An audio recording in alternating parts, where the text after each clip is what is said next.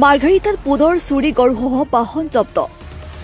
মাৰ্ঘেৰিটা আৰক্ষীয়ে মাকুম বাগান তিনিআলি সমীপত এটা চুৰি গৰুসহ জব্দ কৰে এখন অনুজ্ঞাপত্ৰবিহীন টাটা এচি বাহন। আৰক্ষীয়ে খেদি খেদি গৰুসহ আটক কৰে 4টাকৈ গৰু চোৰক আৰু এটা গৰু চোৰ বৰ্তমানেও পলাতক হৈ আছে। উল্লেখযোগ্য যে দীৰ্ঘদিনৰ পৰা উক্ত চোৰ কেইটাই অঞ্চলটোত গৰু চুৰি কাৰ্য সংঘটিত কৰি অঞ্চলটোত সন্ত্ৰাসৰ সৃষ্টি কৰি আহিছিল। আৰক্ষীয়ে গৰু চোৰ কেইটাক আটক কৰা স্থানীয় ৰাইজে স্বস্তিৰ দৃষ্টি কাঢ়িছে। ঘটনাটো আমি ৰাতিপুৱাই গম পাইছোঁ গৰু চোৰ ধৰিছে বুলি, আৰু থানাত আহি আমি গম পালোঁ যে আৰক্ষী জোৱানে ধৰিলে গৰু ধৰিলে বুলি, আৰু আৰক্ষীজনক আমি ধন্যবাদ জনাইছোঁ যে মানে ভালেমান চোৰ ধৰিছে। যিটো চোৰে আমাৰ লাইনত মানে বৰ হাহাকাৰ সৃষ্টি কৰি আছিলে, আৰু বহুতৰ গৰু চোৰ কৰিছে সিহঁতি।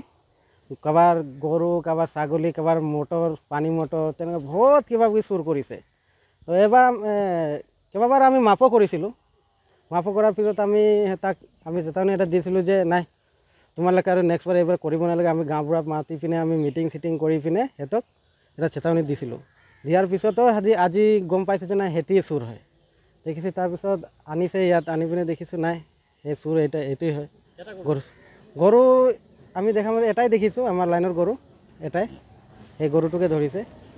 কেইজন চোৰক ধৰিছে? টোটেল 5জনক ধৰিছে, 5টা চোৰ আছে। মাৰ্ঘেৰিটাৰ পৰা বিকাশ বৰুৱা ৰিপৰ্ট, DB নিউজ।